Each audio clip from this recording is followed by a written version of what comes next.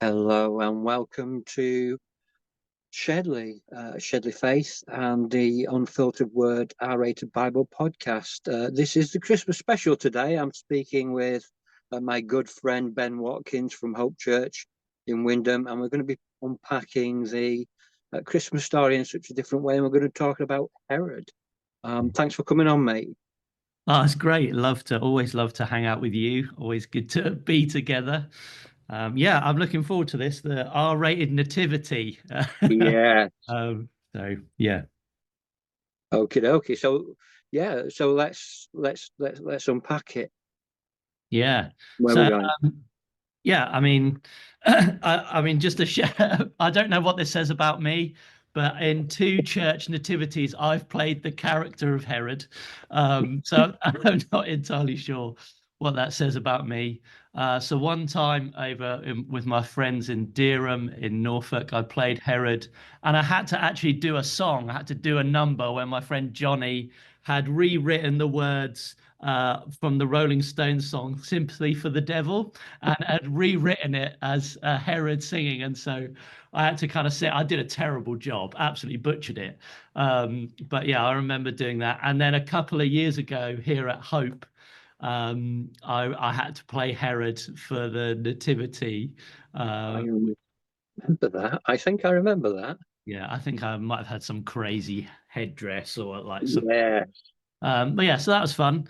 Yeah, and also, I mean, me and my kids love Christmas movies. I've got three kids, and it's Christmas movie season. And the other day we were watching The Nativity, which is one of the kind of classic. And one of the bits in there was one of the characters, Gordon Shakespeare. He's like, nobody ever does Herod, and then the school kind of does that kind of slightly bloody, kind of shocking portrayal of the Nativity story. And so. But yeah, I think he's got a good point. Nobody ever really, we tend to completely blot it out. You know, Herod is never on any Christmas cards, is he? No. Yeah, it's a fascinating story.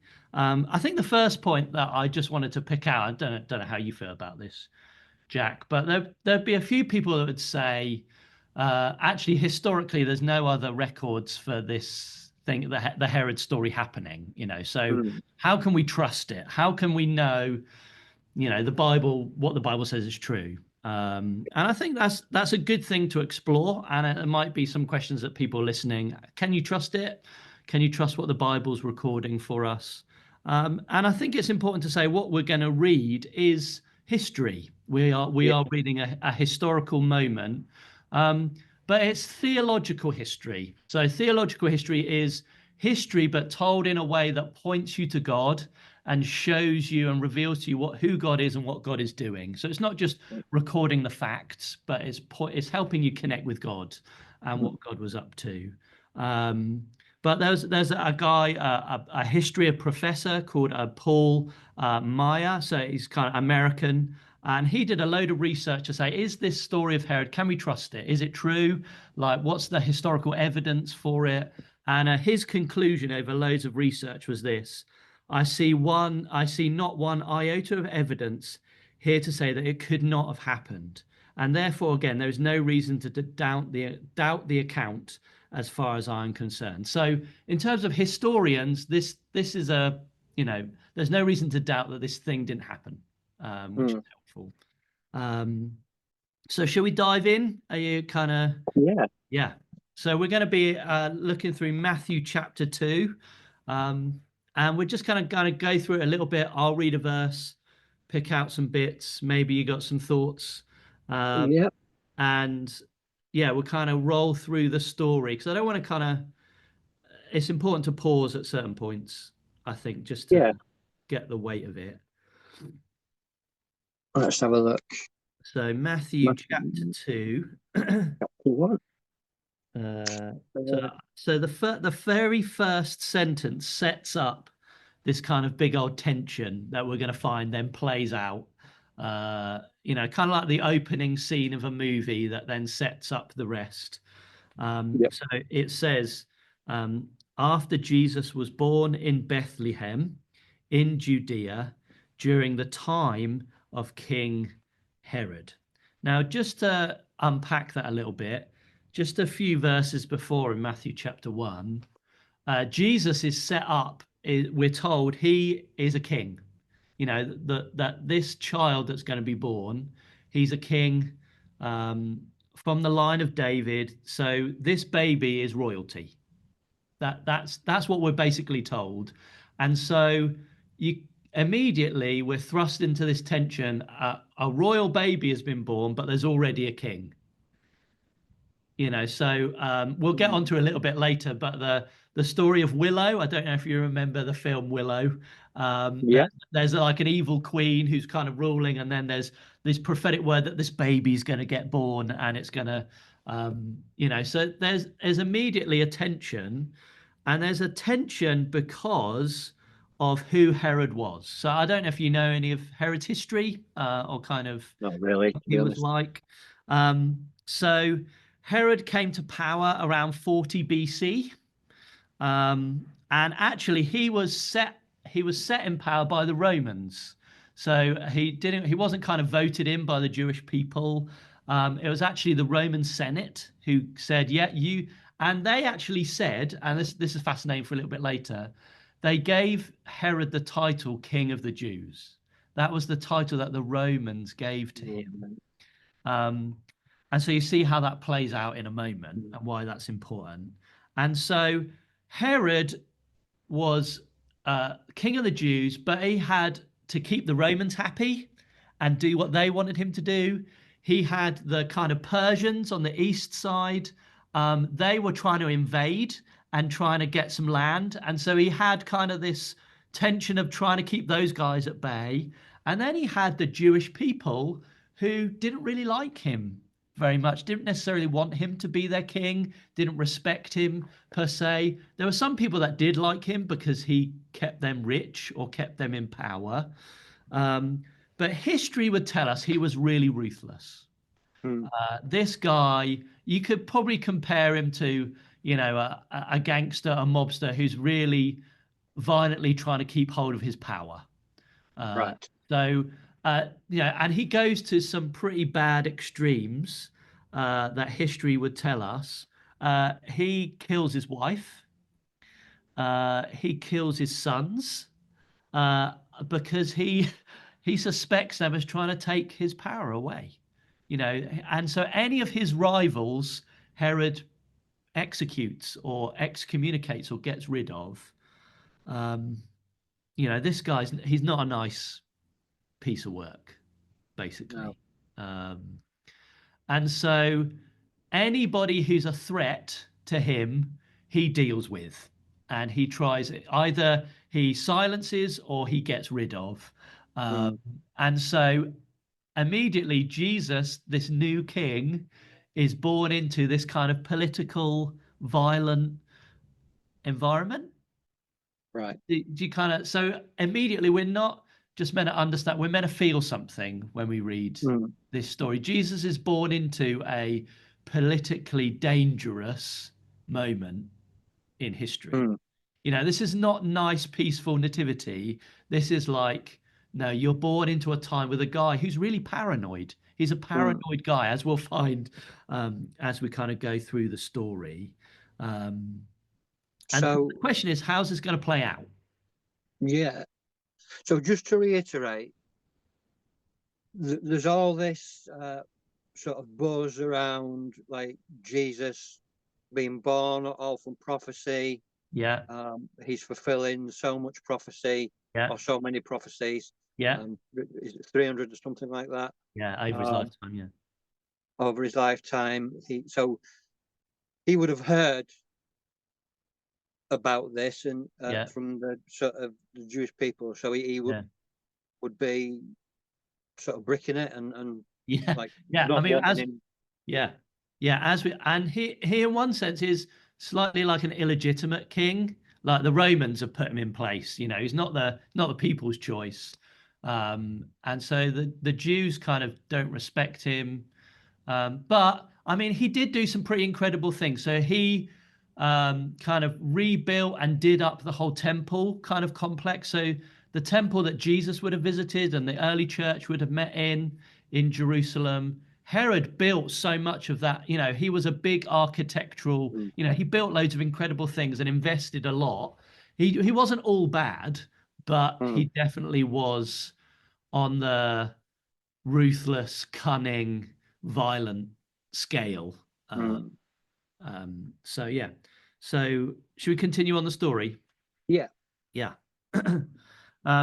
So then we get, and then wise men, or the word magi from the east, they come to Jerusalem, and verse 2, and they ask, where is the one who has been born King of the Jews? So immediately you can hear Herod's like bells going on. No, I'm the king. I'm the king.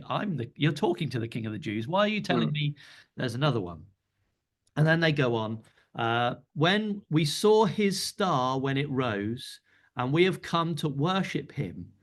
When King Herod heard this, he was disturbed, and all Jerusalem with him. So here you've got a really nervous, paranoid guy, and these guys come and tell him exactly the thing he doesn't want to hear. There's a rival to his throne that's been born. Now, I think what's fascinating is that the Magi, the wise men, now later on we find out they have 3 gifts to give to baby Jesus. We'll read that in a bit.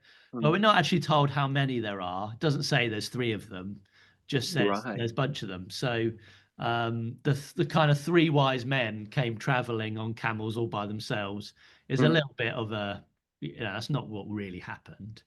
Right. But the fascinating thing is they come from the east. So that's kind of Persia, Babylon, that kind of, and they would have been astrologers. They probably would have been quite learned, studied sacred writings. So they probably would have been quite familiar with the Old Testament. And maybe, like you said, some of the prophetic promises that were about Jesus. And so maybe they were looking for signs or things that were going on. They would have been quite interested in magic and dream interpretation. Right. And so supernatural things they were looking for. They were kind of searching for signs for special things happening. And so clearly God gives them a supernatural sign to say the King of the Jews have been born. There's clearly a star something astrological has happened that gets their attention. That reveals to them that the King of the Jews has been born. And I think that's really fascinating that God is quite happy to use supernatural things to grab our attention. Yeah. And I think in my experience, I worked at Tesco's for 5 years before I became a pastor. And the amount of people that would talk about supernatural things that they've experienced, things that go on in their homes or experiences they had. And I imagine probably plenty of people listening to this have probably had things that happen that they can't explain, or things that they, I'm probably sure you have, certain, things that were like, well, what's all that about? That's unusual. That's not normal. And I guess the question as I was reading is, how do you know whether it's good or bad? How do you know whether this supernatural thing happening is helpful or unhelpful? And I guess from kind of reading the story a little bit is, I think if it leads you to Jesus, then it's good. Yeah. I think that would be, if it leads you to connect with Jesus, like these wise men, then I think we want to be open to God using supernatural things to get our attention and connect us to Jesus. I think if things don't connect us to Jesus, I think we're to avoid them. I think that would be. Yeah. So you're talking about things like prophecy, Yeah. word of knowledge, Yeah. praying Dreams. for. Yeah. Yeah. So I know there's lots of, in the Middle Eastern world, dreams are quite a common thing. People seeing men in white in their dreams and and then coming to Christ off the back of that, and I think we live in a supernatural world. Yes. And I think what helps us figure out what's good and bad is, does it lead you to Jesus? I think is the thing we want to do.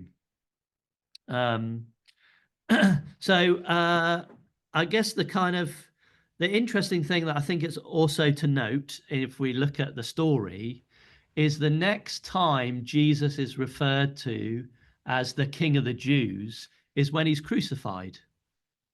Right. The next time in the story that title is given to Jesus is actually written on the plaque above his cross. That's what that's the title the Romans give him. And so it's really fascinating that right at the beginning of his story, that's what they call him. And then right at his most important moment when he's dying on the cross for us, he's called King of the Jews. And so it's really interesting what happens. Herod, who's this kind of king of the Jews, he ends up killing, as we find, ends up killing babies in order to hold on to his power. But actually, the real king of the Jews ends up dying on the cross for us. Two very different approaches to being a king that the Bible portrays for us, which I think is really fascinating.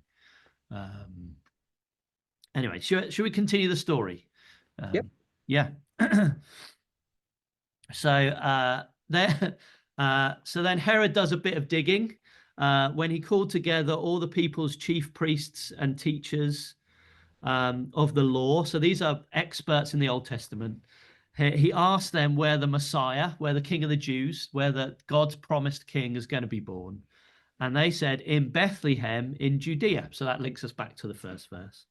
They reply, for this is what the prophet has written. And then they quote from the prophet Micah.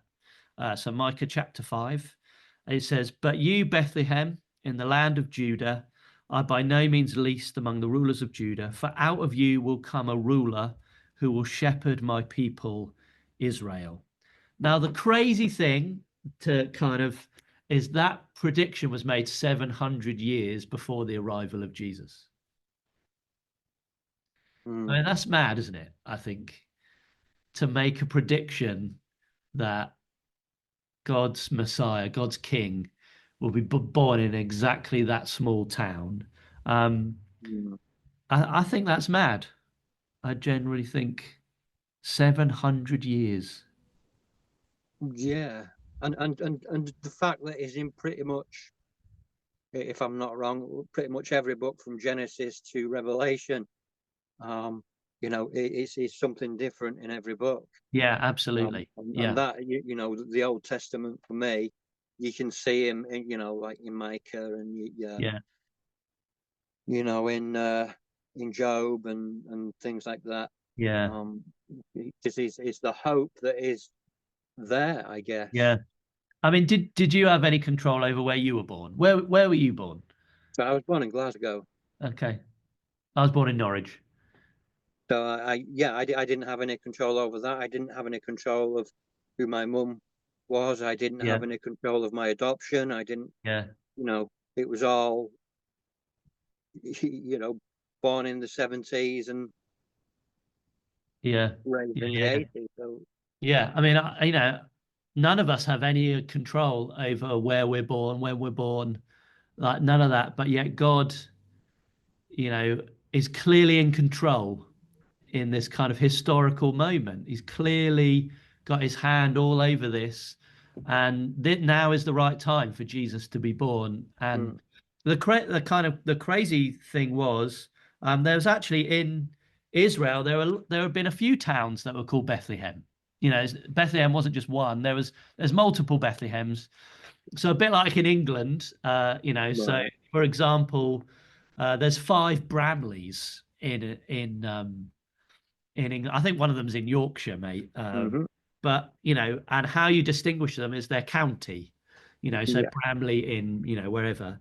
And so this is Bethlehem in Judah, and that's that. And it's a town of about 1,500 people. That's how many people probably would have lived in Bethlehem at that time.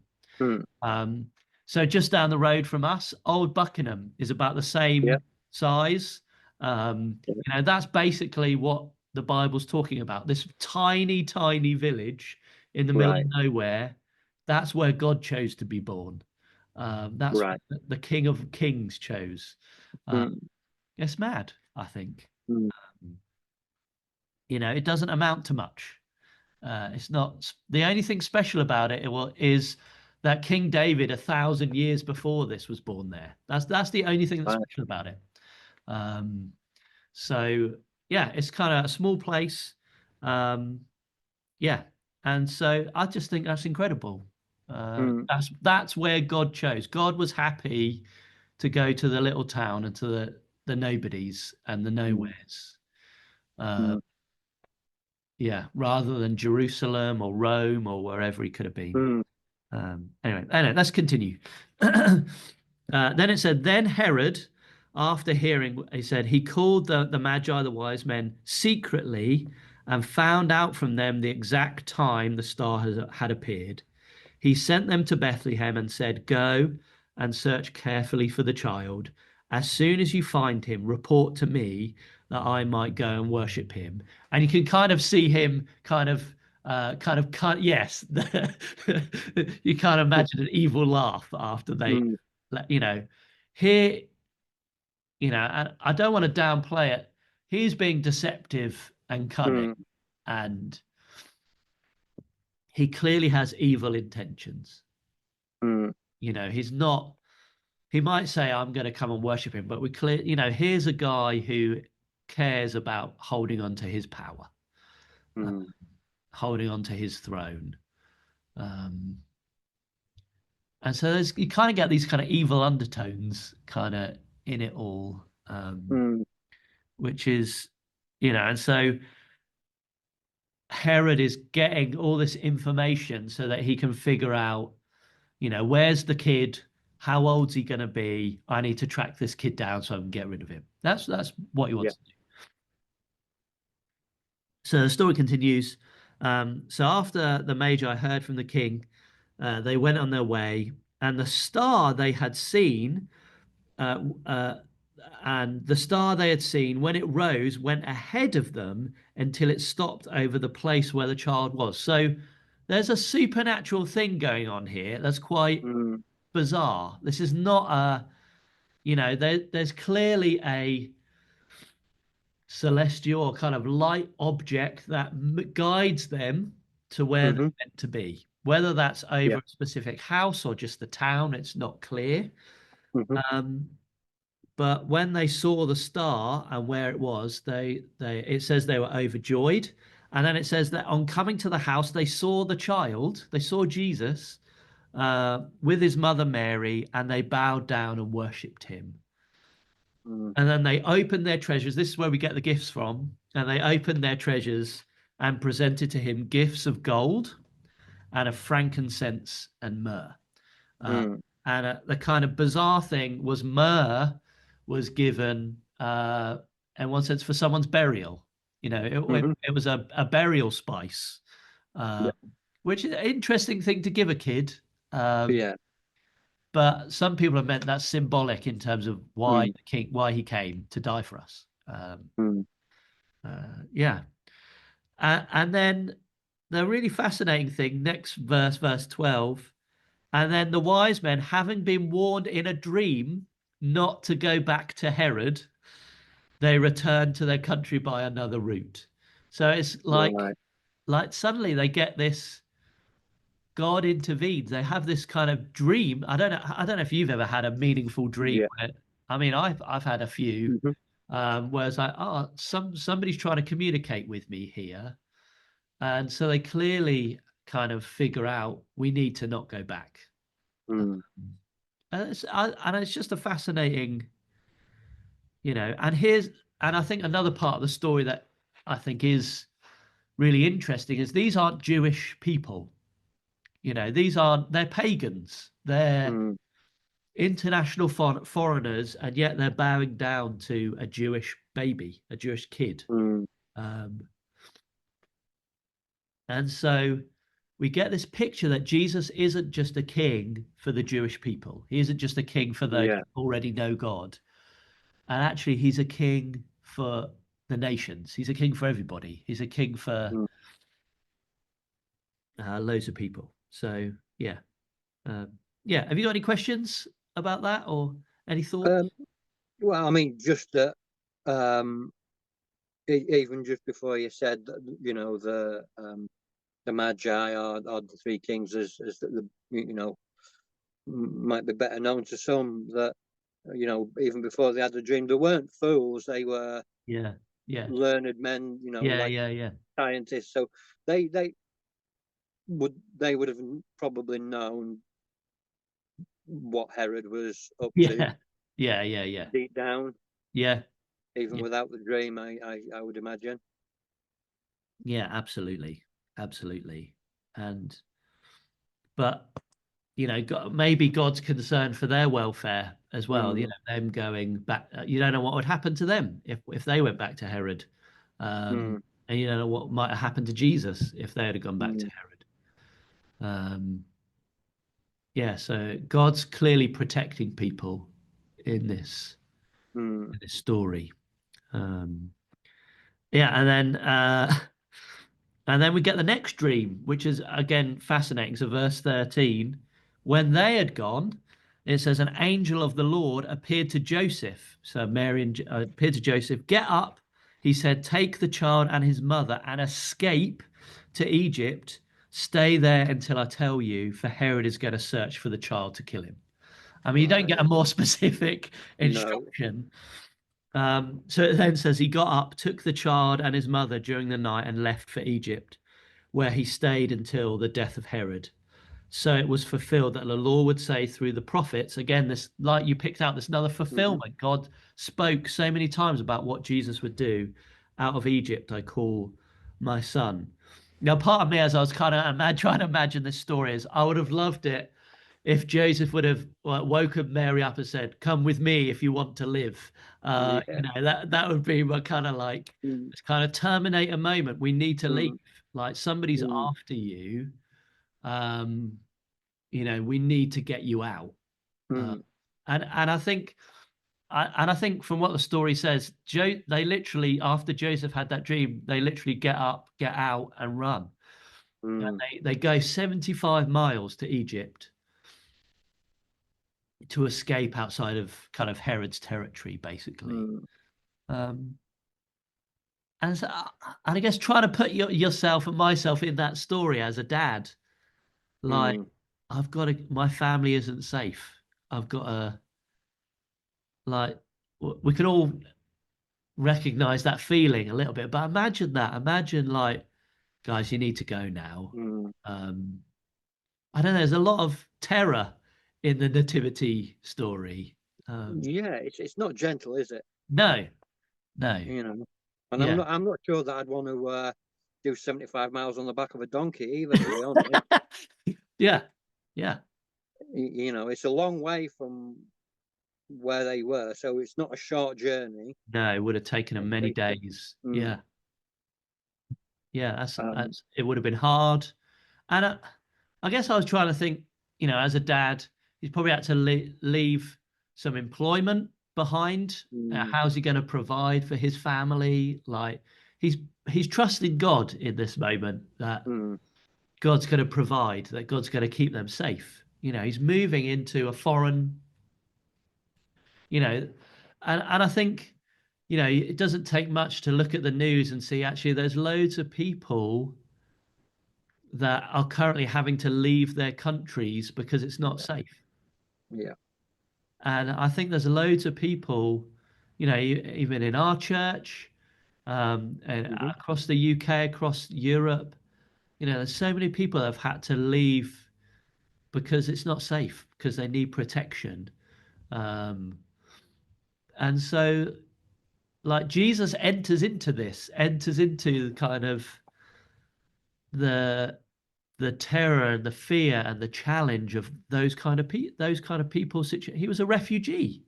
Jesus would have been a refugee in Egypt for many years. I mean, it's mm, mad, isn't it? The Son of God enters mm, into that, and I think that reveals something of God's heart to identify with us and to live the full human experience.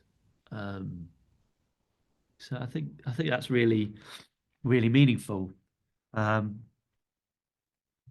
so yeah.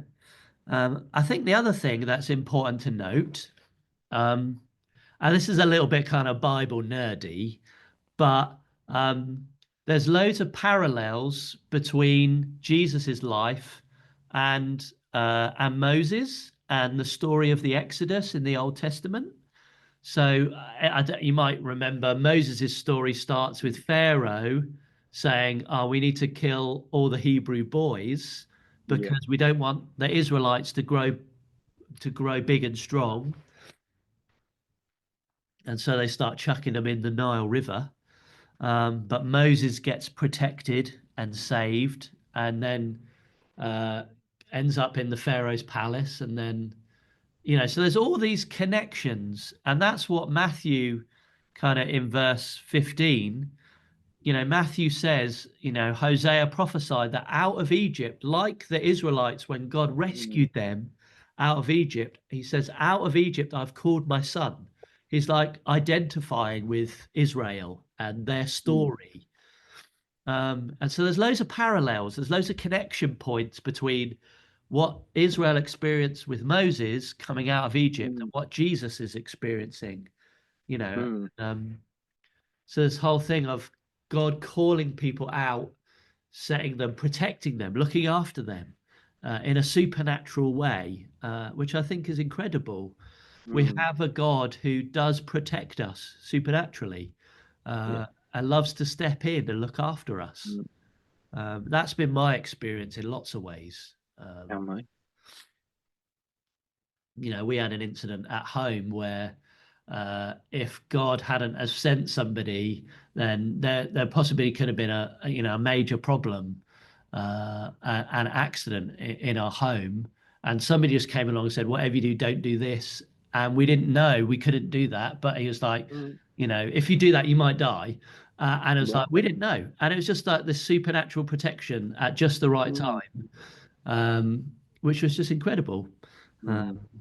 so it's important to see these kind of connections.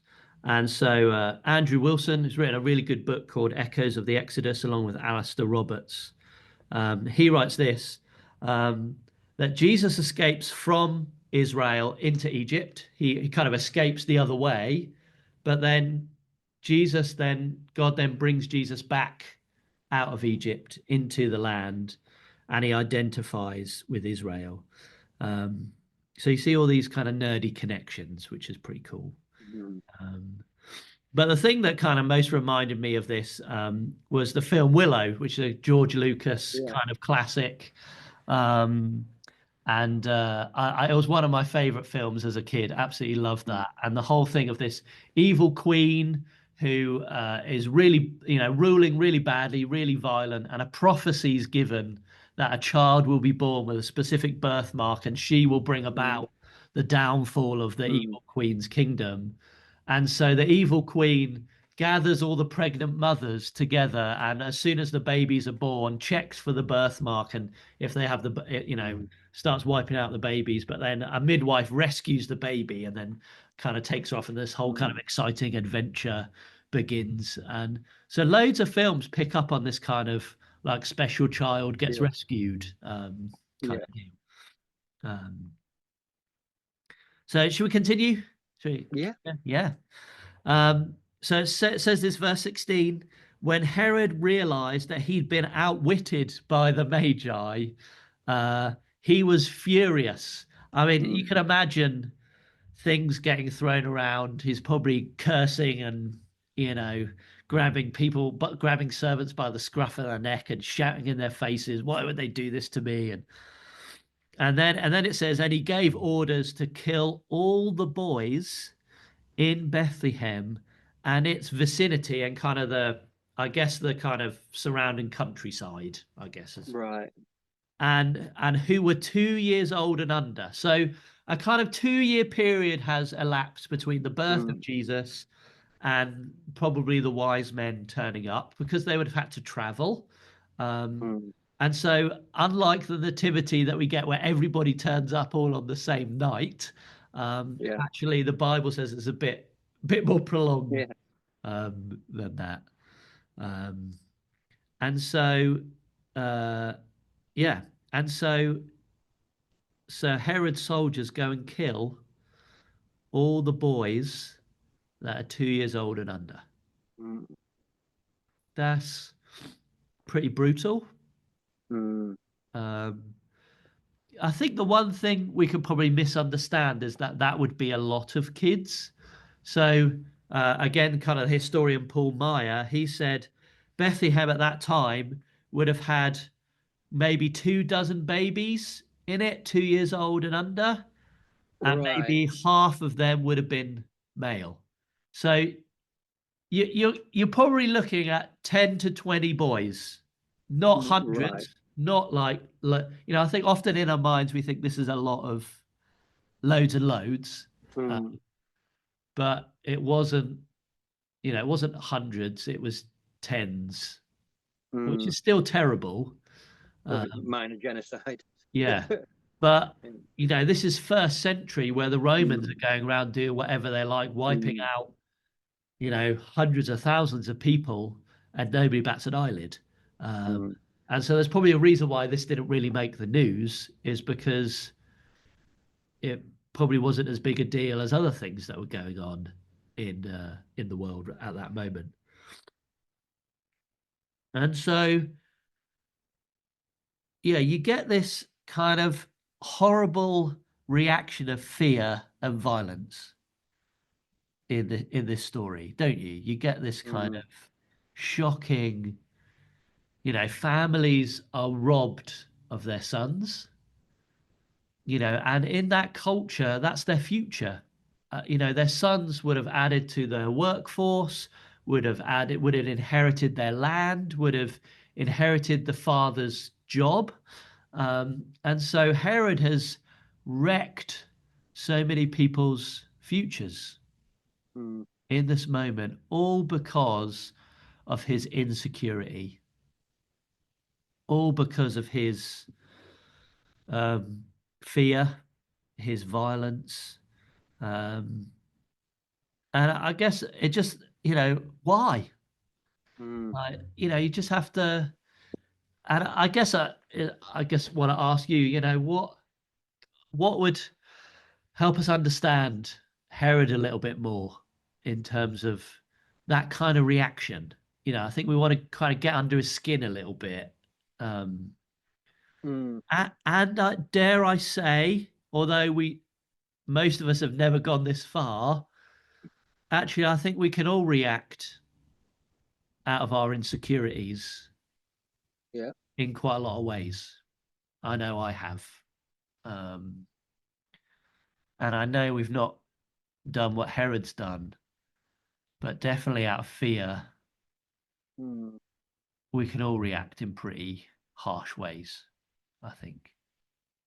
Yeah, I mean, we've all got, I mean, we're human, so we've all got the potential um, for violence, Yeah, um, yeah, totally. in disappointment, in hurt, Yeah, in survival, really.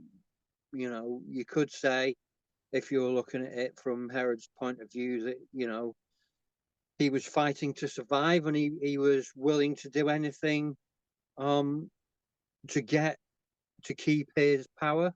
yeah, Like a drug dealer, or yeah, um, gangland bosses or whatever. yeah, They're just, yeah, you will do anything to keep your power, and if that means hurting people, then that means hurting people. yeah, He certainly wouldn't have had conscience as many of us would know it. It takes a different stock of person, yeah, and I've met some of these people, yeah, um, that have gone from one extreme to another. yeah, In my life, I've gone from one extreme to another. I've been a violent man, yeah, um, trying for preservation. yeah. So I can see it. I don't condone it, but I can No, see it absolutely from not. Herod's point of view. Yeah, Um, but I always thought it was thousands of babies. yeah, I must admit, it's a little bit of a surprise. It's not disappointing, but it's a bit of a surprise that it was only in the dozens. yeah, Um, and I think that's one of these things that we believe. Yeah. And we listen to the Christmas story and the Nativity, and we see it every Yeah. Christmas, and Yeah. we think, well, is that what it is? And even you just unpacking this now, it's not. It's certainly a lot more violent. Yeah. I think I think I love the fact you've done this podcast, because the Bible doesn't hide from the reality of human life in Mhm. all its ugliness. Exactly. This is holy scripture, God's word, and yet he records the reality of this paranoid guy, and Jesus born into a world of this stuff. He's Mm, born into a world of people who are violently trying to hold on to power, who are insecure and fearful, who um, are desperately trying to survive and thrive, and do everything for themselves. Um, that's the world that Jesus enters into. Is doesn't hold any. God is not afraid to enter into those kind of environments and those kind no. of lives and those kind of situations. He's not. He is more than strong and big enough and gracious enough and Mm, forgiving enough and strong enough to deal with this kind of stuff, uh, mm, and protect people from it and transform it at the same time. Um, mm, I think just one other angle that I think is helpful to explore, um, is the book of Revelation has another interesting angle on the whole nativity story. So do you want to look at that quickly? Just to, yeah. yeah. Um, So Revelation chapter 12, it tells the nativity in another kind of different way. And it's almost like um, you see behind the curtain of what's going on stage. Right. So I'll read this to you, and you might find this fascinating. So it says, a great sign appeared in heaven, a woman clothed with the sun, with moon under her feet, and a crown of 12 stars on her head. She was pregnant. Okay, so there we go. So there's a Mm, woman is pregnant, and she cried out in pain as she was about to give birth. And then it says, kind of jumping to verse 4, then a dragon stood in front of the woman who was about to give birth, so that it right. might devour her child the moment he was born. Okay. She gave birth to a son, a male child, who will rule the nation. So he's a king. So she gives birth to a king. And then it says, and her child was snatched up to God and to his throne. And so you get this kind of really weird picture of a woman about to give birth to a king, but Mm, there's a dragon waiting to kill it. mm, And the dragon in scripture is predominantly Satan, that it's a satanic right. picture of Satan trying to stop Jesus, trying to stop what Jesus is trying to do. Um, and so one guy, a guy called John Hosier, who kind of comments on Revelation 12, he says this: we are warned against being sentimental about the Christmas story. Okay, we're familiar with the picture of a newborn baby, the shepherds and the wise men, but we should remember that Mary was really pregnant and had to suffer the discomfort of Mm, traveling on the back of an animal while at full term. She ends up in a humble stable and gives birth in a real physical pain. And at that point, the devil is there, trying to mm. destroy the baby. We do not receive Christmas cards with a manger and a devil on them. But that would not be biblically inappropriate. King Herod issued a decree that all babies were to be put to death in Bethlehem, and this led to Joseph to flee to Egypt with Mary and Jesus. This Mm, was Satan's determined effort to kill Jesus right at the beginning of his life, and Herod was the human face of these murderous intents.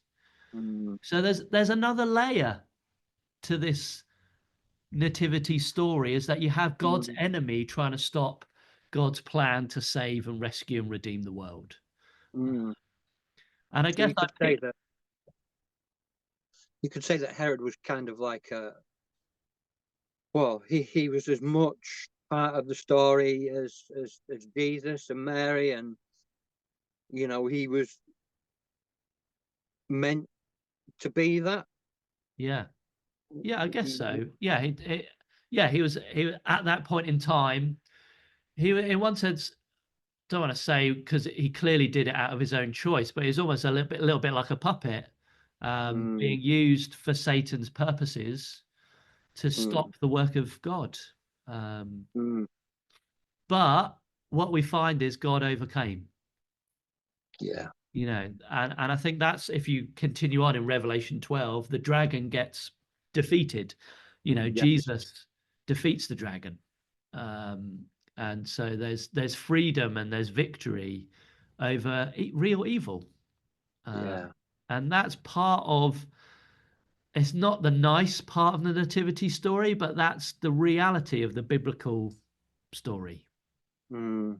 I do wish they would do a sort of a like they did the Passion of Christ. I do wish they would do a sort of an accurate um nativity, Yeah. R-rated nativity Yeah. like Yeah. this that would go into it, because I think that people would look at it more. Yeah. This reason that I started this, because I know, like a lot of other people with my mindset, we look at the Bible and we see that, this is this holy text, this holy book, but it's full of violence Yeah. and gore and Yeah. bloodshed and treachery and villainy, and Yeah. these people like Herod and Pilate and Satan and all this, and it's like it tells I think it's sugarcoated to a Yeah. certain degree Yeah. Yeah. Yeah. Yeah. for people to understand. Yeah. And I just, that's why I said, wanted to do this, because I think speaking to people at their level, thinking the way that I think is possibly one of the better ideas of evangelism, because Yeah. people Yeah. aren't stupid. Yeah. They, um, but they also see the Bible as this work of fiction, and Yeah. I want Yeah. to turn that into, well, this is actually a book of fact, 66 books Yeah. of facts, Yeah. and how we view on it. And I've had Yeah. some fantastic stories told and some fantastic guests, Yeah. And and I I think love it. as I read this, it's the whole thing of Jesus was willing to enter into our world as it is, Mm, and save it as it is. He loves us. He's passionate about us. He knows the reality of human life in all its brokenness and goodness and mm, beauty and pain. um, God entered into, because he wanted to save us and redeem us. And ultimately, Jesus came to bring a new world with him where this mm, stuff, Jesus came to redeem the world so that actually one day there will be no paranoia and fear and mm, insecurity and mm, violence and pain. That's what Jesus came to redeem, and came because he mm, loves us.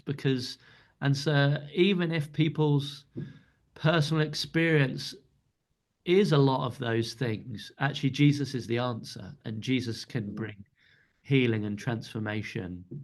Uh, mm, and I think the thing I most like is, I find it easy to identify with the suffering and the pain aspect, but I also realize that sometimes I cause suffering and pain for others, and that there's grace for me in that as well.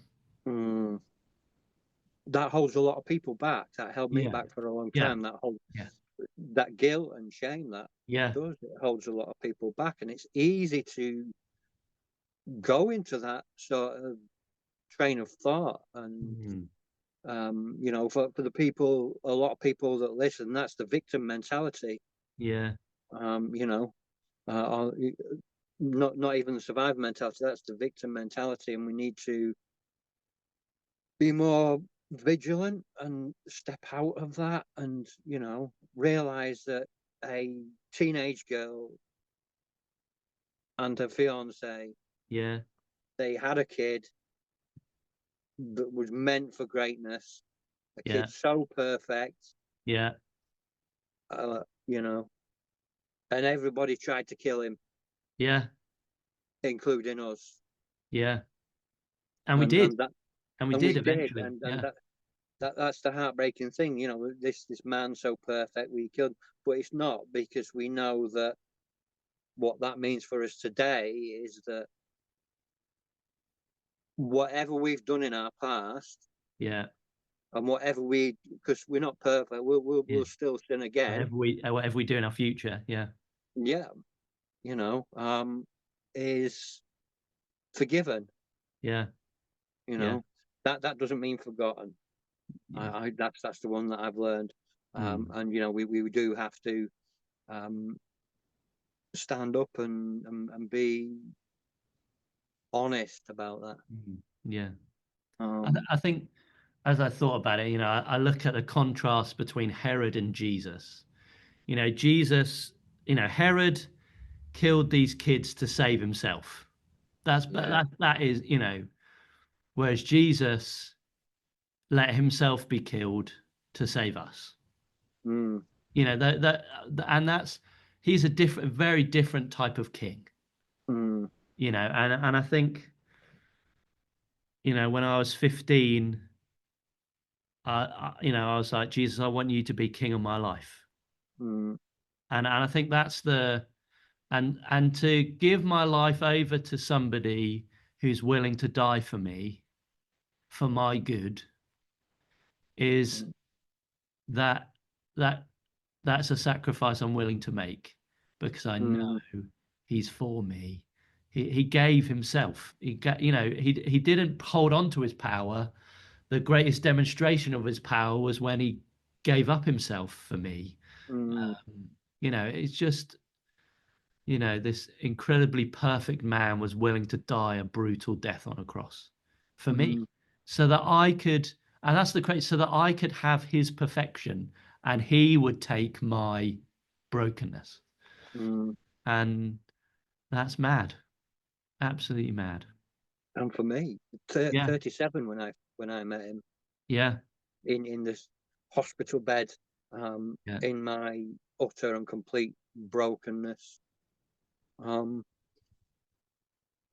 and that's the thing, you know, if he could say a lying, treacherous, hateful, violent man like me and Mm, turn him into something different, yeah. imagine what he can do for other people. So how do we do that?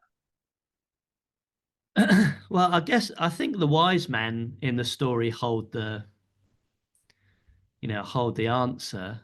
Is it says, I can't remember the verse, but it says, they bowed down, they surrendered, they acknowledged who Jesus was. That's the thing. It starts with Jesus. It starts with Mm, who he is, not us. It's that, and so it's not about what I do, it's about who he is and what mm, he's done for me. And yeah. so I think the wise man get it right. In the story, they respond to Jesus in the right way. Mm, Um, and anybody can do this. It's free, mhm, but they bow down to Jesus. They choose to say, Jesus, you are our King. Um, and it says that they worshipped him. And so mm, there's a recognition of who Jesus is, um, and a bowing down to him and saying, Jesus, mm, you're my King. And then I think um, there's also an acknowledgement, Jesus, I need you to take away my brokenness. yeah. and Jesus, Jesus came to save us. Jesus, I need, so there's a thing of Jesus being our King and Jesus being our Savior, and those are the two things that we bring, and we say, Jesus, I need you to save me from all my brokenness in the past and in the present and in the future. And so that's the two steps, and anybody can do it. You just pray, get on your knees. I did it in a church meeting, and I just like, Jesus, I choose to give my life to worship you and live for you. Please forgive my sin, forgive my brokenness. And you can do that, and that's how you become connected, reconnected, and reconciled to God through Jesus. So let's do that. Let's finish with a prayer. If because it takes courage to pray this prayer. Oh, totally. It's a brave thing. And sometimes people don't always have the words. Yeah. So let's just pray, if you would, if you'd lead us in a quick prayer that people can listen to and then say in their heads. Yeah. Let's do that. Cool.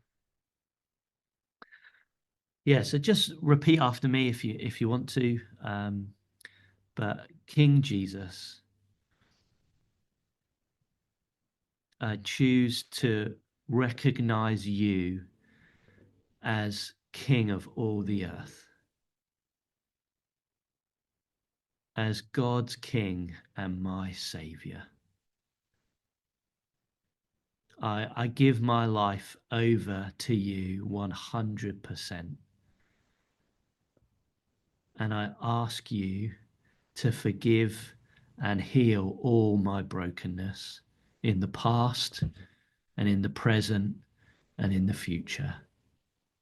And I give my life to worshiping you and following you forever. Amen.